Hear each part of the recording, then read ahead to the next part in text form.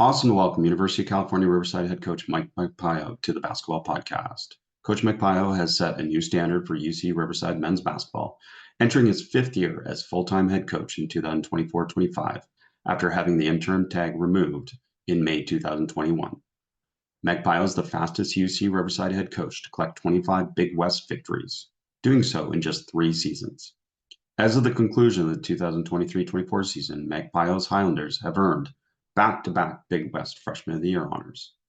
Magpayo was named the first Big West Coach of the Year in program history in 2022-23 after leading the UCR program to a record 22 wins, including 10 in Big West play, while picking up another program record 5 Big West Player of the Week awards. Prior to arriving at Riverside, he spent a year as the men's basketball director of operations at the University of San Francisco on the staff of his coaching mentor, Kyle Smith. Prior to that, Magpayo spent time as assistant coach at Campbell University and Columbia University. Magpayo is also the first Asian American Division I head coach and founder and president of the Asian Coaches Association. Coach Magpayo, welcome to the basketball podcast. Thanks, Chris. I've been looking forward to this. Thanks for having me. I really appreciate it. I'm looking forward to it too. And I'm grateful, man. You've given me some pretty good access to your program. I've been able to watch you guys practice, be able to see you guys pregame shoot, and obviously be able to watch you guys play as well. So this is going to be a lot of fun. And let's start maybe just with the off season. Talk to me about growing and learning in these college basketball times. Man, some of my alums and donors are like, and we just had an event for an NIL fundraiser event last Thursday, and we had another one in May and had another one in April. And they're like, man, are you a salesman or a coach? And it's a great question because that's a big part of my job right now is fundraising and making sure we're competing in that space and the NIL space. But for me this year, you know what, I'm just going through my first losing season as a head coach. I've been a head coach now for 4 years and we're just below 500, closed really strong, but I am really in growth mode. I've really taken this off season as an opportunity to read and study and study stuff that you're putting out and study other coaches, making sure that I'm looking at other opportunities and ways to grow. And even myself, we had a mental performance coach that we brought on this year that I'm still continuing to meet with once a week, a guy named Greg Graber. You might know him, and he does a really good job. And just working on all the things that I would preach and coach and see if that I can apply them to my own personal life and coaching tactics as well. So definitely a new landscape in college basketball over the last few years, but let's focus on that to bring in the sports psychologist part of it, because I know this is big for you. You were a successful business person. You've been successful as an assistant, successful as a head coach. So talk to me about that growth area for you and your program and why that's important. Yeah, you know what? We had to make some adjustments. We were struggling this year for a little while. I think you came in right in the middle of a losing streak to observe us. And again, we had a great group of young men that still had great attitudes and great work ethics. I think you got a glimpse of it. They put the effort in, but we weren't succeeding. And I'm just banging my heads against the wall, talking to my staff constantly till late at night, trying to figure it out. There was definitely some adjustments because I was now playing 2 small guards and they were young, both that hadn't played Division I. And I had these experienced guards, my first 3 big guards too, 6'4", 6'5", starting point guard, starting shooting guard, my first 3 years as head coach. But there was something too that we were every single game in the first half of the season, and we started off 8. We were 3-8 in league and 8-15 overall at that time when you were, or maybe somewhere around there. And we have double-digit leads at halftime, and I think you saw that one at Northridge, and we would end up losing those games. And it was just, we have the same process that I learned from a guy named Coach Kyle Smith, who's now the head coach of Stanford. And we had the same process. We'd watch halftime film. So our guys clip it up in the last 2-3 minutes of the first half. We watch the film, see what we can correct, see what we can continue, the opportunities that are working that we can continue to utilize in the second half. But whatever happened, we come out of the second half and not play as well. And I just thought maybe it's my tone. Maybe I'm getting a little too negative because the positive stuff on film is great. And then some of the opportunities for improvement, as we would call it, maybe my tone changes because we'd come out of the second half and come out a little tighter. And so we brought this mental performance coach in that I had worked with at Campbell University when I was an assistant coach, Greg Graber, who's out of Memphis, but he works with a lot of coaches. And all we did, my staff, myself, was try to reframe everything positively for these guys. You know what, maybe the 3 years that I've been coaching, those guys were a little tougher, had a little thicker skin. And so we really try to coach them up. A mentor of mine mentioned that to me, coach them up. What do you mean, coach? And it was Coach Yanai, former Japanese legend here in Southern California, D2. And he's like, you got to coach him positive. He was like teaching me how he reframes everything positively. I was like, oh, that's so good, coach. How do you do that? He said, coach, I've been coaching for 40 years. I'm giving you the best of what I've got for 40 years. And I was like, and he picked me up too, as I was maneuvering through this mid-season struggles, just to say, hey, you're doing a good job. You're still learning. You got a young group. And then we ended up closing 8-3 down the stretch, really hot. And I don't know if it's because of this, but I definitely bought into it. But the one thing it did is our team all bought into it. We were taking deep breaths during timeouts, trying to reset is one of the first things they teach is reset, whatever it is, whether it's a deep breath, whether it's snapping your fingers for me. And the players all had their different resets, and our team was deep breaths in the timeout. And we did that. We would still lose some leads, and you still, it's basketball. You deal with adversity in the second half, but we were able to respond. And you came in the middle of a 4-game losing streak, and then we turned it and went on a 4-game winning streak and then got hot. And so whether it was the experience, whether it was some of this stuff, I bought in, and I'm still working on it now. Well, I love it. First of all, I love you sharing this and talking about this, because I think it's such an important part of the coaching process, is that it's not all uphill. It's no matter what. And we know that if you coach long enough, it's even with your best teams, it's not always uphill. So there's always this crisis of confidence that happens at different points in the season for you as coaches and for your players as well. So working through this problem and focusing on solutions rather than problems is such an important part. And I know that's a big part for you, because too often as coaches, we can always get into these bitch fests with our assistant coaches, etc., instead of focusing on the solution. So talk to us about solution-based coaching. Yeah, I think I was fortunate to learn from, again, Coach Kyle Smith and David Patrick. And I prefer to be a solution-based. I prefer to be positive. I prefer to coach in this encouraging, motivating environment. I'm not perfect. And you had to inside access. There's going to be some intense moments. There's going to be some negative moments that maybe I would like to take back, and maybe was focused on the problem too much as opposed to focusing on the solution. But generally, we absolutely try to think that way, talk that way. Once we get through our bitch fest as an assistant, as a coaching staff, I believe in it. I think that this was a good one. That this year was a challenging one, because, and I always say this, I really feel like my job is to manage us through losses. I really feel like a head coach's job is to manage us through losses. The wins, I don't celebrate them as much as I probably should. A lot of times as a head coach, you really learn this. I remember my first wins, it was just more like relief. Like you feel this sense of relief because you put so much into it. But the losses are where you're trying to manage through. And so one of the things that we've always tried to do is we have a defensive coordinator, offensive coordinator, and I'm talking to my defensive coordinator throughout the year, and we're 280th. When I was in 280th in the country at one point, about the time where you came in. And again, we had these two little guards, and I'm calling all my mentors, what do you got to do? What do you got to do? And my assistants, he's telling me the whole time, like, coach, I'm like, what's the problem? And he said, we don't have rim protection. And he kept telling me that. And it took about 3 games for me to finally start making some adjustments. Okay, what are the solutions? Okay, let these little guys go under. Hedging is obviously a solution so that these little guards can keep them in front, because they're quick and they're competing.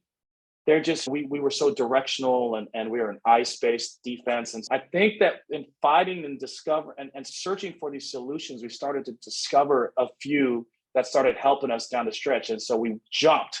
We went from 280th in the country because of thinking about the solutions. And again, like when they're suggesting, my staff is suggesting, hey, we don't have rim protection. We need to do this.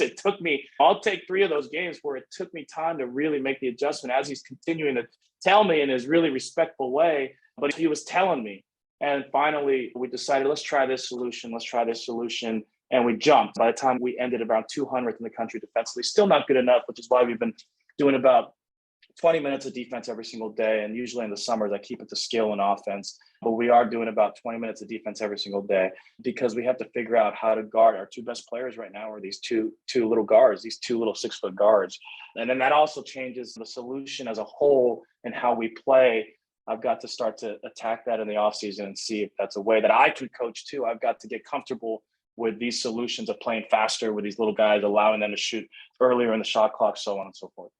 You mentioned this, but is it harder to adapt as a coach when you did have success, and then halfway through that success, you start to have struggles, rather than struggling from the beginning where it might become more obvious? No doubt. I remember some of the things I was thinking about in the middle of the season. And this is a program that I believe in. I've been running for 14 years. And again, Coach Smith and then Coach Patrick, David Patrick, who worked in the same St. Mary's coaching tree. So we had very similar thought process, similar accountability metrics, and similar styles of the defense and offenses. We're all different a little bit. But yeah, no, I was just talking to my associate head coach in the middle of the season. I'm like, another one of our Hawaii runs a similar program, and they were struggling at the same time. We're like, maybe the program doesn't work. I really started, this is 14 years in, that these doubts. And again, that's probably why I was talking to all these mentors, searching for solutions, searching for the answers, because there was some real doubt. I think I shared that with you. And in what I was doing, we are relentlessly accountable. We have a great work ethic. We got great kids, but it wasn't working, and we're losing. And you can see, I went to mental performance coach. I went to some defensive adjustments. I think it was, again, and I touched on this with you, I think Coach Smith, they kicked our butts. We played Washington State, my old mentor, Kyle Smith, and he gave me some ideas. He said, this is what I'm seeing with your team. And after they kicked our butts, we hung out at his house and we chatted. But it was so fascinating to see him win and take his team, Washington State, to the NCAA tournament for the first time in forever, and which was the impossible, with a completely different style. And he told me, we got to training camp in August, September, whenever we got to school, and our three best players were bigs. And Coach Smith has been he shot threes, and that's been the style. And that's a style that we all play. A lot of us play that have coached under him, and he's got an amazing coaching tree. And so that was one solution, was just, you just need a commitment to the twos, a commitment to the paint. So I started selling that to our team, because it was so amazing to see them just go ground and pound and play. They shot more twos than anybody in the country, close to it, as opposed to what he's coached 13, 14 years as a head coach himself, shooting threes, spacing the floor. And I think that in this new age, you have to adapt. My two best players are now 6 feet.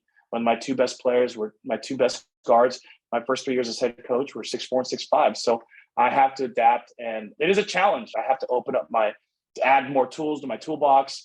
I have to open up my thought process. Today, I tried some new things, playing 5 out, 4 out, and it's so uncomfortable for this group, and it was ugly. I'm coming out of a really ugly last 15 minutes of practice, trying to do things that we hadn't really done, trying to show them different shapes, because offensively, I really try to teach in shapes. Like, we're in this shape, we're in concepts.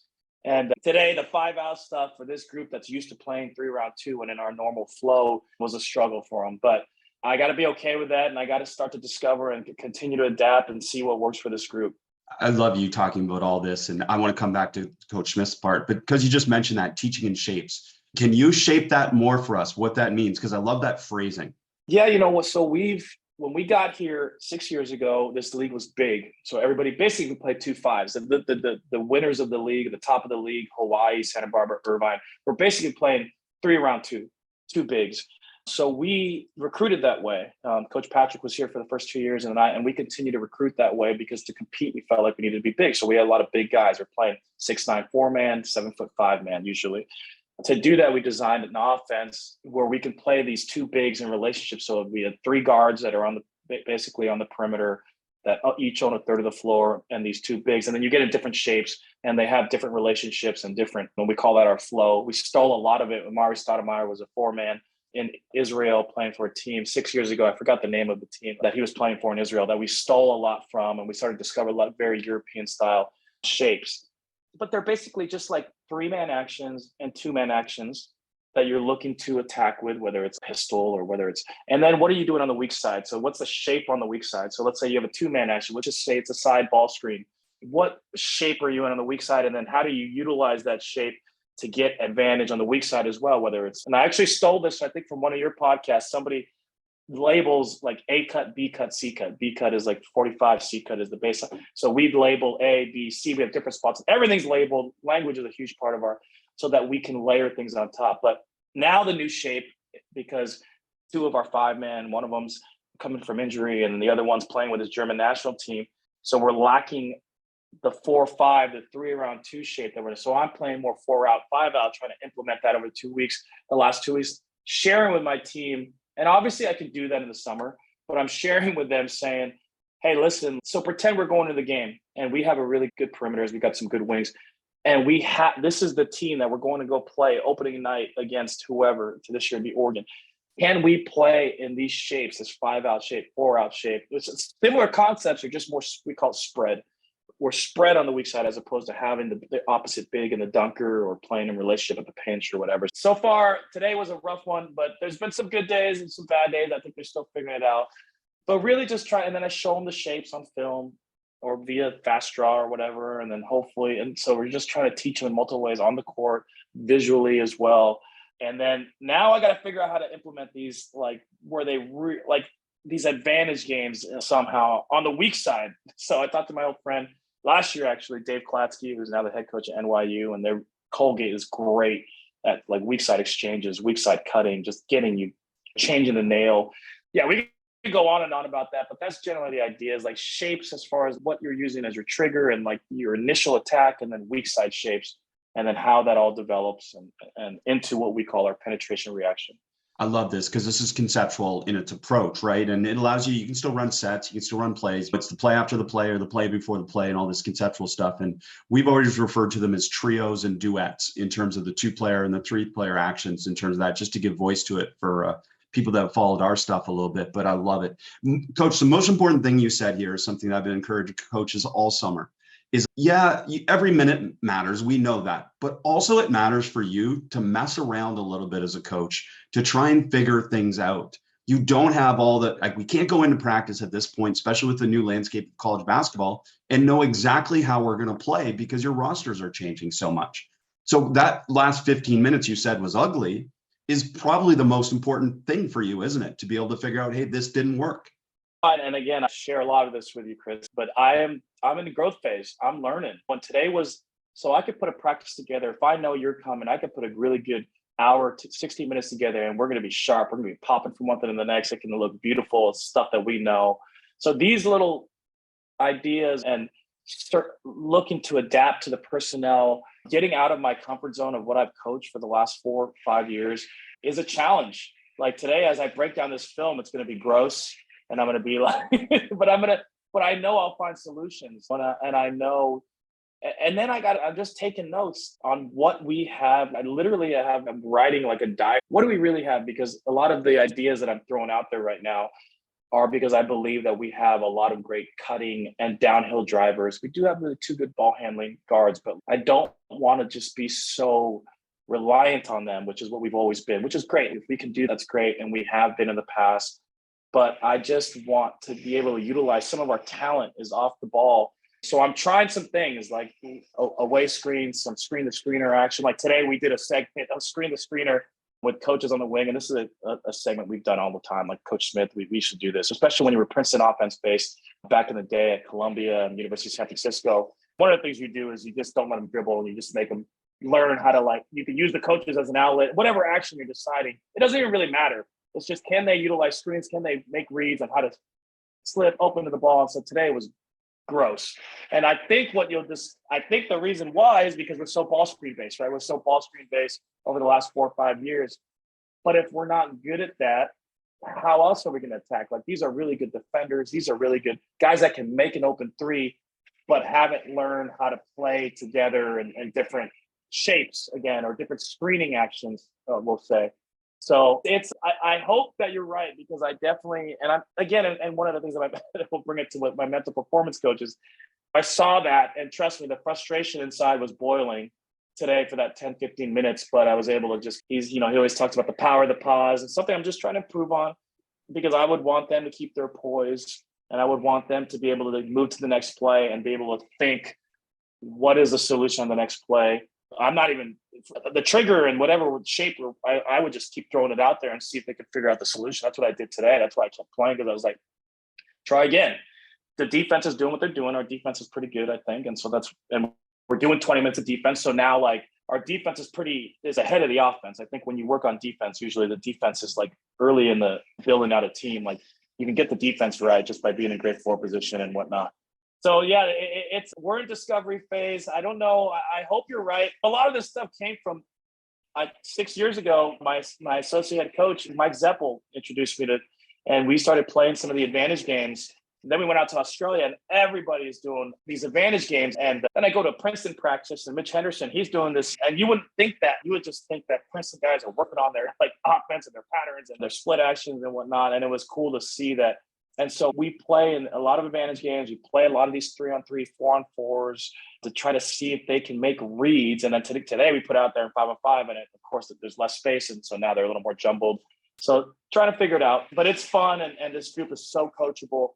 So I'm willing to stay pretty patient with them as we're trying new things. I know that we can get to our ball screen stuff. I'm not putting it out there as much yet, just because I'll just go to it. And I'm trying to see if we can discover other layers of offensive attack. Like we have to get back to being a top 100 offensive team if we want to win this league.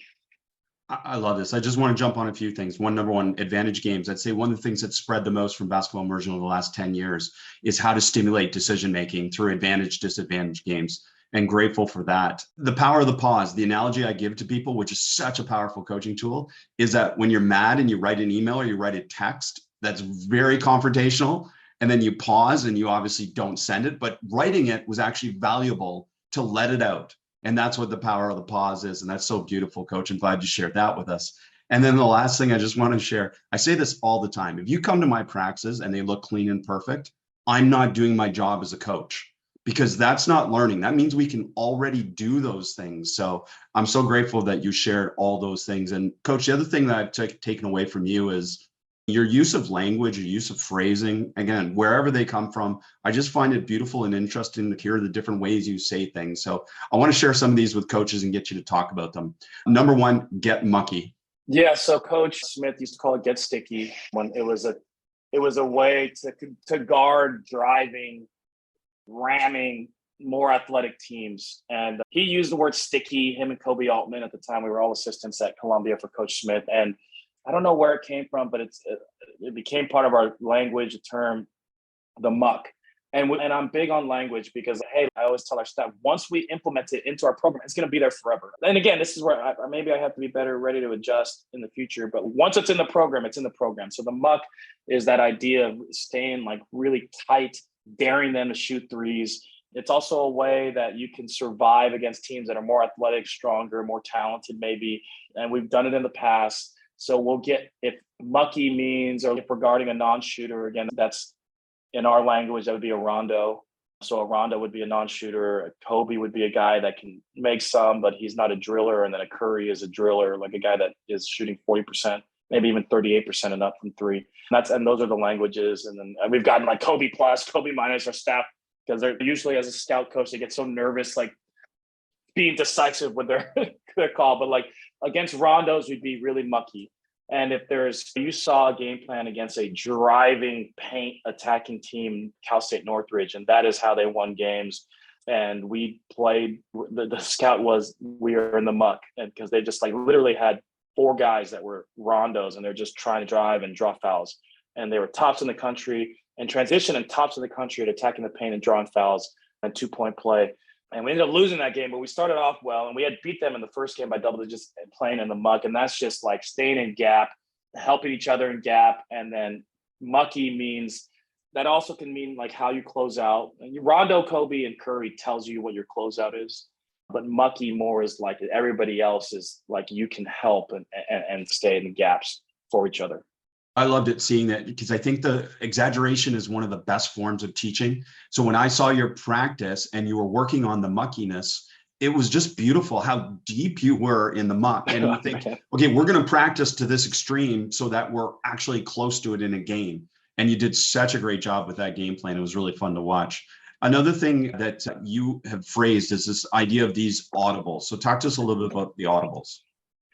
Yeah, so we do have some pattern play. A lot of it's point. A lot of it's we play out of the point, and play out of the pinch a lot. And not so much last year because we didn't have the bigs that do it. And we do have some bigs that can do it this year for sure, depending on guys coming back from injury and whatnot. But I guess what I always tell the guys is, let's say if we're going point over the top or whatever, especially early in the game, play those actions out and see what you got out of them before you start getting tricky to like maybe playing the other way, or maybe like skipping the guy and playing the next action. See how they guard the initial concept and what we're trying to do there before, and then you can go to your audibles later. And you can really, even if I think a good football coach, even if you get a basket right now, you may want to save that later in the second half, because for sure when you go to that audible or you go play the other way, you are going to get a basket. You may want to save it out of a timeout. And that's actually something I learned from my old coach at Campbell, Kevin McGeehan, who was a Chris Mooney disciple.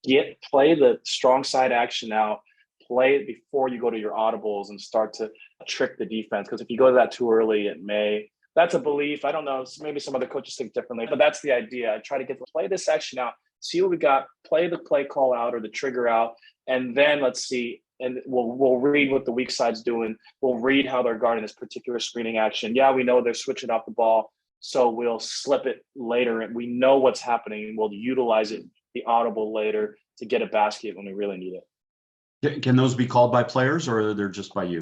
I think it's just feel. Like it really should be feel, because like it really is. Because if you're playing through your bigs, that means that you really believe. And generally speaking, we do recruit guys that have some skill and feel at the big position. We try to. This is the first year though that we did bring in a athletic rolling dunker beast, which now takes me. Now I got two different offenses. Like when this guy's in, and which but I'm not capping on this summer. I'm still letting him learn how to play with the ball in his hands and then what we call the delay or in the pinch. And because he wants guys that come here, they want to be pros. So I'm always going to work on their player development. I'm not going to cap them in the summer. But then as we get to September, October, man, I'm really giving you a lot here. This is you're inside my brain here, Chris. But I'm still discovering. But then at that point, as I've talked to my offensive coordinators, keep the ball out of his hands. Now we're going to our pistol stuff where he doesn't have to touch it, or we're going to our double drag stuff, or we're going to our whatever, like our single tag high ball, whatever our ball screen stuff is, where he's not touching it. We're utilizing his rolling and his blasting ability.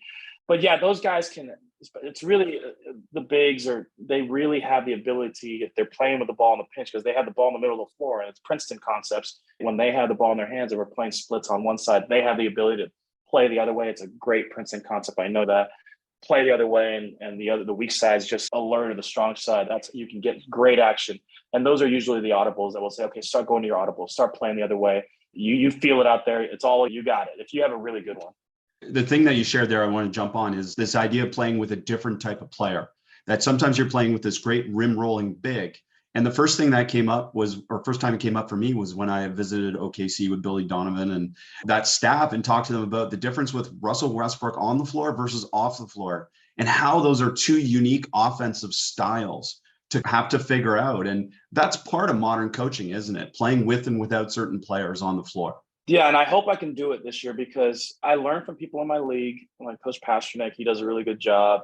He'd have his 4-out stuff, and then he'd have his 3-round-2 stuff. Again, in our league, you better have those big. You had to have had those bigs. It's changing right now as we speak, because we got some 4-out teams in Northridge and UC San Diego, new coaches that are bringing different things to it. But like Baylor, when they won the national championship, that was a team that at the time my offensive coordinator and I studied, because I felt like they had two really identifiable offenses. They had their two bigs where they were screen and rolling. They were just like screen and rolling. On the other side, their second side is the other big screen and rolling. And that's very similar to our 3-round-2 flow. And then they bring in, was it Matthew Mayer? I forgot what his name is. And then they were 4-out and they were spread, and they were playing two different offenses. And then they really did have a third offense, which look at this, we're looking at, and that was amazing to me. That was really cool to see that it's possible at the highest levels. Now, am I that good a coach that I could do that? I'm trying. I do think that is what I'm I'm putting stuff out there the last two and a half weeks. I'm like, because of it, we had this injury of this kid, he'll be back. But like one of our bigs got hurt, who was our skilled guy. We're like, dang it. So it made it, we still have really good players on the perimeter, but we needed to. So that's where I'm trying to like, can we really do this? Because we may have one trigger that can get you to 4-out and one trigger that can get you to 5-out in our program in the past 3-4 years. But can we really play this? Like, you're playing this whole segment. This next 4 minutes with this lineup is playing this style. And Baylor did it. And that was really, and again, I bring it back to Coach Smith. He came back. He had 3 bigs that he thought were his best players. He thought he was going to redshirt one of them before they got to September training camp. And he said, these are my 3 best players. And they were running stuff that Coach Smith had in 14 years ago, like box, like screen to screener box stuff, like just early game through, just screen, like really just straight, like pound high, low, 15 feet and in. And they won and they made the NCAA tournament. So I've taken a lot from that, and I'm just open to adapting. And then hopefully by September, October, I have it really tight. And I will put a lot of study in August when the guys are away and really look at the personnel, look at what we have. But I don't want to put a cap on, even like you said, like that rolling donkey fight, which is amazing. We haven't had a guy like that in our program, and we need that for teams like Long Beach, big, strong athletic teams, because Long Beach beat us in the tournament, and then we were tied at half, and then they overwhelmed us with their size and physicality. Like, we can't just be this skilled team all the time who shoots threes. And so I will have to discover, but trust, we're riding, we got a package for that, for him, the rolling, screening, dunking, big. Coach, we love being inside your mind. So thank you. This is I beautiful. hope I'm right. Yeah. I can also look like a dumb, and if we were the worst offense, and you're like, oh, maybe that wasn't the right. But again, I read your success out in the introduction, and just incredible success at the program. People haven't been to UC Riverside. Again, it's a beautiful campus, it's a great location, but not a traditional type of power. And you've done a really great job there, and people can understand why right now. Another phrasing I loved, you did it during film, and you said, I'm not judging, we're all here just to learn. And it was beautiful to disarm some of your players where you were going to say, here's some needs improvements. This is how we're doing it. This is why we're doing it. Can you talk a little bit about that value of doing that? Yeah, like, we need them to think. We need them to be decisive and make decisions out there. And again, I'm not perfect. Trust me. I wish I was like the vision of me as a coach. I wish I was that guy. We all do, Coach. We all wish we were this vision of us. Because I'm going to say 30% of the film sessions aren't that beautiful. But again, like, I really do, and I sell it on the recruiting. Like, you should get a fairly consistent coaching staff and head coach. And I learned from one of the best against Coach Smith. And we're really conscious of, it's 15 minutes, it's 12 to 18 minutes of film before practice, or before, even after a loss, before, like, that's the attention span, and it's organized usually. I don't remember if yours was, during practices, early part, but it's defend, bound, take care of the ball. Okay. We're going to usually have it segmented and organized. The defensive guy is going to show his clips and teaching points, rebounding clips. Rebounding goes with culture and huddles and hustle plays, but rebounding, we do focus on that. Those will usually be really short stint. And then take care of the ball clips, and which is our offensive. And those are really where they got to see stuff, and they see stuff differently than I might see, and I see stuff different than they might see. So I do want to give them the power and encourage them to expand their minds too. And what are they seeing? Tell me what they're seeing. And now, again, like, we had a really young group last year. With the experienced group, I definitely got to a place where it was like, they could come to me and tell me, and I would, yeah, let's go with that. Like, you guys are feeling it, seeing it, experiencing. With your experience, what's going to work. And they were, when you have that group. But I think last year I was just trying to get these guys to, number one, get out of their comfort zones and speak. Number two, just think. You got to think. It's just, we had this lack of experience, and these guys were just great little dribblers and ball handlers and whatnot. But the game and also the one of the main things that came out of last year was these two little guards who were great scorers and not selfish. They both had 2-to-1 assisted turnovers at that time in the league, and one of them ended up finishing 3-to-1. One ended up kind of getting closer to 1.5-to-1. But if I called a trigger, maybe it was just, let's just say, like a side ball screen, or like a middle ball, whatever, or a double drag. They just, if they're open, they thought they were supposed to shoot it. But they just really thought that, and just understanding, like, flow, and there's nuance to the game too, as a guard, as a point guard. And so these two young guards, it was interesting because I had to, and I don't want to, because my whole pitch in the recruiting pitch is like, hey, I'm going to hold you really accountable defending and rebounding, but I'm going to let you, as long as you're within the shapes and structure, and it's something that a recognizable shape and structure or concept, I'm going to let you play. But then, what was happening this year was it's like, hey, we just had 3 bad possessions in a row. They're scoring. Maybe this one's not the one, but it was hard for me to get that point across. So I had to pick triggers that would get to a second side. Hey, whatever, double drag get to a second side, and get the flow is what I started saying. And these guys were willing to do that. I said, hey, listen, and I heard Dennis Gates say it, first 7-8 second shot clock, first 10 second shot clock, that's all you guys. Middle 10 seconds, that's me. 10 to 12 seconds. The last 8 seconds, it's going to find the best player. It's the best player. And I really believe that. I was like, listen, the ball's going to find you anyways. Like, you're going to be able to shoot that 15 foot. I'm not going to say eliminate mid-ranges completely, because we've had a guy that was amazing in the mid-range for 3 years, and so is our current point guard. that like, you shoot 55% or up from there. That's good enough for me. 50%, I'd take it still. It's baskets at this level. I know NBA guys are a little different, but so it was just that stuff. Again, just trying to figure out how to teach these guys. Like there's still nuance. There's still but hopefully, just like when you're building, it's like trying to meet them where they're at. That's what my AD always says. So that was trying to like, let's hopefully we find some common ground, or we're thinking the same way eventually, because that's really the goal. Obviously, you want them to think, for the most part, like you. There's going to be guys that are so good that do what you do. Like I'm with you. You're good. You're the best player in the league, or whatever. And I had one of those guys. When we have one of those guys right now, Big West Freshman of the Year, and I got to study what's working for him as well. But hopefully, we all come to some common ground. But those film sessions, that's what that one was. That's probably why I said that. I wanted to encourage them to talk. I'm not judging you, even though I'm definitely aware. But maybe that was it. But it's like anything else. I got to let them grow, just like the staff. I'm glad that my staff member was telling me what he thought for 3-4 games. At that point, it's on me, because I'm not making the decision to adjust yet. And then I finally did, because he kept doing it respectfully, but pounding in my head like, this is the problem, this is the problem. Kyle Smith was on episode 281 of the Basketball Podcast for people that are listening. Incredible podcast. He shared a lot and was very open about some of the approaches analytically. I want to ask you, because you come from this background and a business background, which I'm sure was analytical as well, but talk to me about, okay, what is misunderstood about an analytical approach, maybe from our perspective as coaches looking from the outside in? I think Coach Smith nailed it. I don't know what percentage he said, but everything's still about relationships. Like it's not. I've had one in this crazy world, and I it's not bragging, but I use it as a recruiting tool. Pitch is that we've had one undergraduate transfer in 4 years. So like in my 4 years as head coach, in the last 4 years, we've had one undergraduate transfer, because it's still about relationships. That is absolutely, and I think Coach Smith said that. And I remember I watched that podcast through, and I thought Coach Smith was excellent. He's really good. I love still learning from Coach Smith, hearing what he's saying.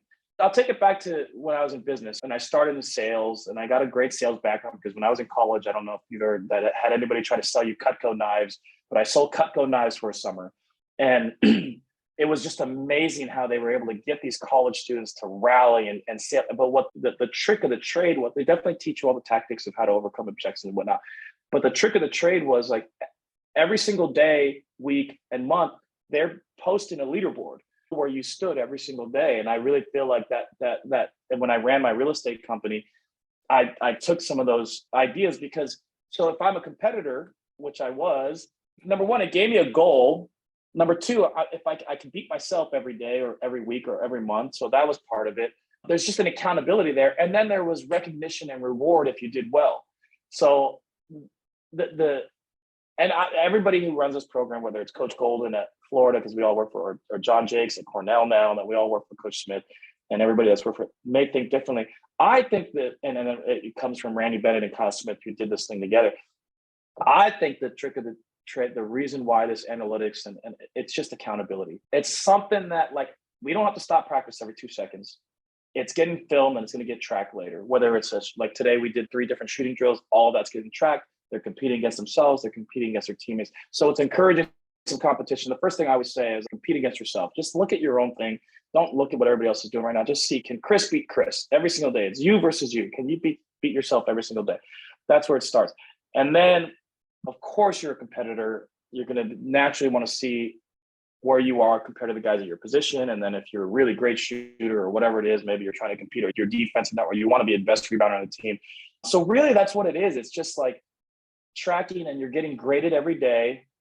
And I don't hang on it too much, because it's already there for you. When you come into our program, the joke is like you're getting tracked from the minute that you step on the program, whether it's everything you do. And it's true. Everything is measured. And then it's spit back to you. And like Coach Smith always says, you're getting graded every single day, which is why we recruit guys with good grades. So like at this program at UC Riverside, which is a high academic school, guys that good grade, you have to have good grades to get in. And usually those guys, achievers, guys who are okay getting graded and trying to get good grades, do well in this program. And so I think that's the biggest misconception. Is, okay, now don't get me wrong. The biggest misconception is that, like all these analytics are going to get these guys better. I think it's the measurement and the accountability. And then it's the kind of person you are if you're willing to compete and overcome whatever, like you challenge yourself and try to improve every single day. Now, when we do get into and we do study it all, and I'm very, like, I run the exact same program that Coach Smith 14 years ago that I learned from him for the 4 years at Columbia and the year at San Francisco. I run the exact same program. But when we do get into where it's expanded is we definitely look at like efficiency, player efficiencies, because Ken Pomeroy and the offensive been built out. And then definitely we do study lineup analytics. By the time I got to Coach Smith at back with him at University of San Francisco in 2017, he had been so immersed in that, like 2-man lineups, 3-man lineups. I do feel like now that is not where we're getting into real analytics.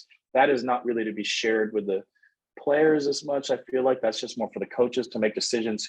Who's our best defensive lineup? Who's our best offensive lineup? Who draws fouls? What lineup draws fouls? What lineup doesn't give a foul? What lineup rebound? And that I do study, and that's where you're taking analytics to a whole nother level. Because NBA guys, and I have friends, they got analytics for everything, like the distance between my closeout and your closeout, what percentage I give up on it's crazy. But I do think that it's still relationships, and the biggest misconception is there's some like trick in the analytics that's making it. I think that what makes the teams better and the individuals better is that they know that everything has purpose. Every shot they take in a practice, every possession in a practice has purpose because you are getting measured. Every shot that goes up, are you boxing out? Like, it's just tracking. And then you're either getting, I guess there's an opportunity for improvement if you're not boxing out as much. So it gives you an opportunity, something to specifically focus on. Hey, Chris and I play the same position. Why am my rebounding numbers down? Oh, take a look at Chris boxes out every single time.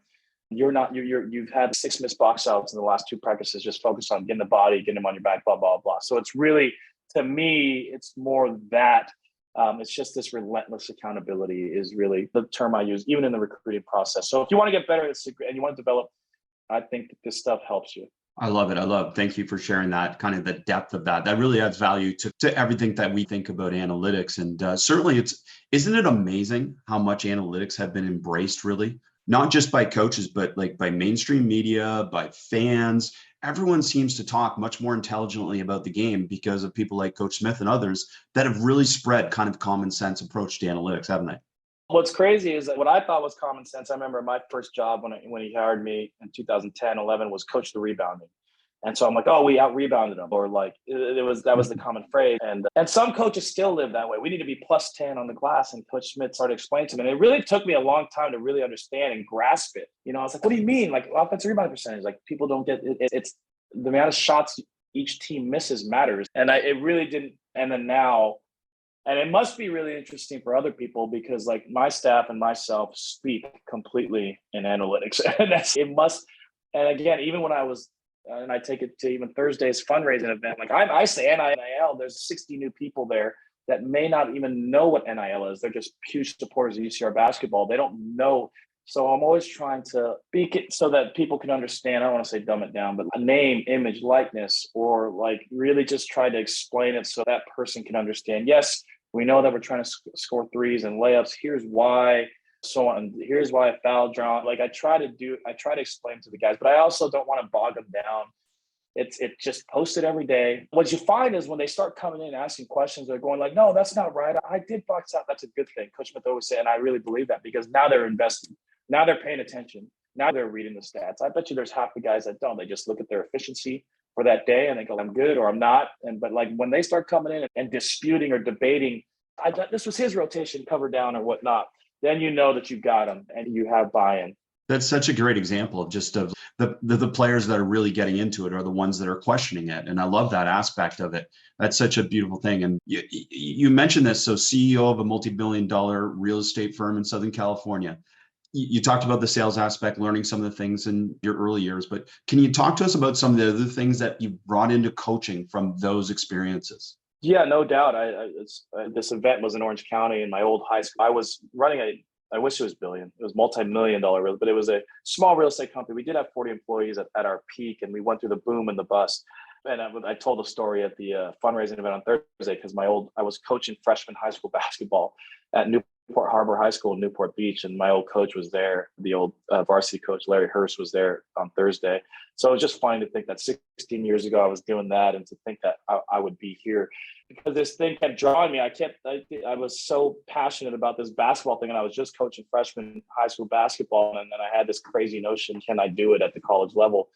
But when I ran the company, I was CEO. My best friend and business partner was CFO. So I was the coach of the company, is what I felt like, and that's where I really drew my joy from, was the sales team meetings, and try to motivate that sales team and adjusting the script and making adjustments and teaching them, because guys, people are going to get off script. Yeah, like I want them to run this ball screen exactly the same way. They're going to get off script sometimes, and sometimes it's going to have success, and sometimes I want them to do it my way. So there was a lot of coaching in there. There's some real simple things that I've taken from that I learned when running a company. If you're going to get on the company, or you're going to get on the sales group as a whole, you definitely want to do it as a whole. If you're really going to single out an individual and go at them, that's probably best to do it in private.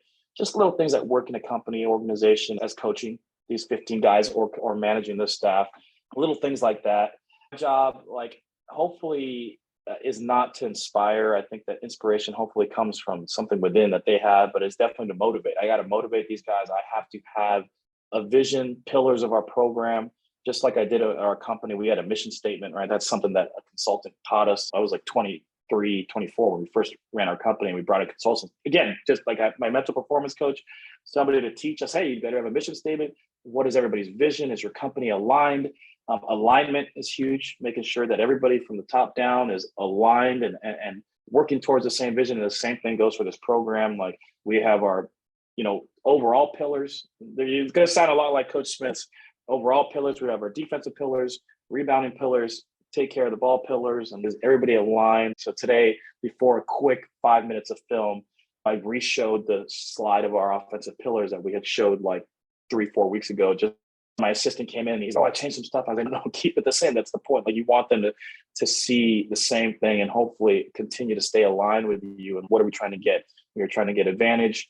How are we trying to get advantage? We have this concept, or maybe our transition race. And so just those little things I learned from running a company. And there's got to be a vision, a shared vision. And then same thing as when we had a company, and we'll do this when we'll take a retreat to Big Bear, a 2-day retreat, where you need to find common ground and they need to be a part of it. So these pillars, we have overall pillars but there's some little parts of it that can change because of this group right here. That's probably what I learned the most that last year, and I'm really proud of our staff to come out of it. We're 8-15 at one point and finished 16-18. And we were 3-8 at one point, and we finished 10-10 in league and advanced in the conference tournament. Is that we made adjustments, that we were willing to find common ground with these guys, continue to utilize the relationships to find some success down the stretch. And that's, I'm pretty proud of that group. Just as proud as even the season before, we had the most successful season, blah, blah, blah, the most amount of wins, was that we stayed with it and stayed the course and figured it out and found some solutions along the way. Love it. I love it. And I was maybe a little surprised when I first learned about you, and I learned about this, that you're the first Asian American Division I head coach.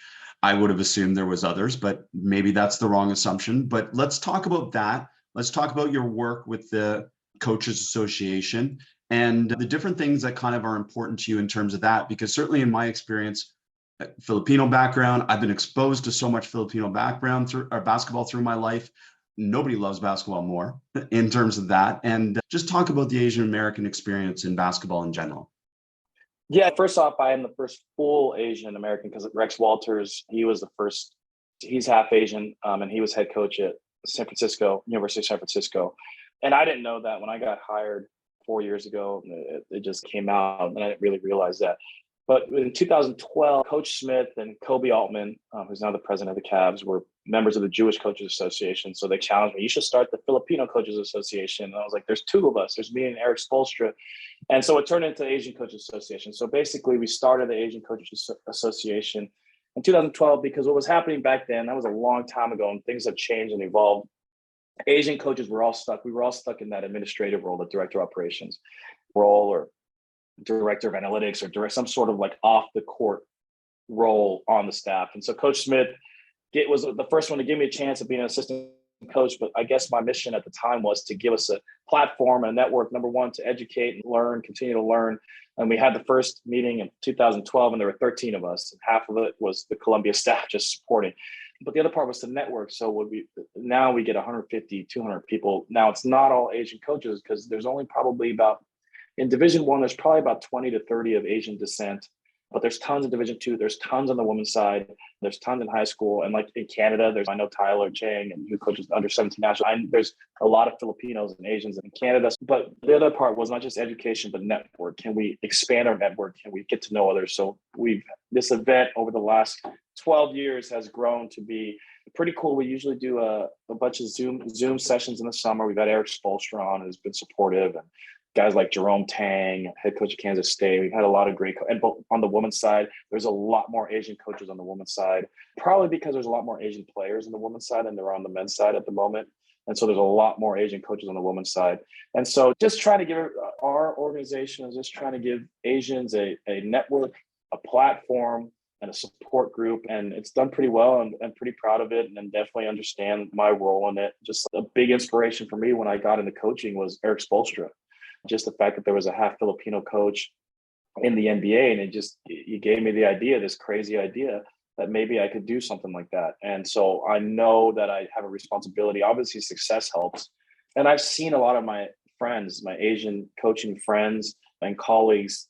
We got Anthony Santos, who's associate coach the last 4 years in the Big West. And I know Jerome Tang, who's now part Sri Lankan, and he's a head coach at Kansas State. And then Jace Coburn, who's half Japanese, is a head coach at Portland State. So and then myself, like seeing us progress, I know that we're doing a good job. And now our jobs are just keep the doors open for the next generation of young Asian coaches. Coach, I'm so grateful. Again, so grateful for our friendship and the access that you gave me to your program, and really the access that you gave us to your mind today. That's awesome. And that's what this podcast is all about. So thank you so much for sharing the game with us. No problem. I appreciate it. Actually, I do remember the first time is you spoke in Vegas at one of those coaches clinics, same coaches clinic, Eric Spoelstra, 6 years ago, because my old boss, David Patrick, Brendan Sir, had just worked together at LSU a few years back. And that's when I first learned you were doing just like about closeouts and making decisions off closeouts. And then that's where it spawned. And like I said, my assistant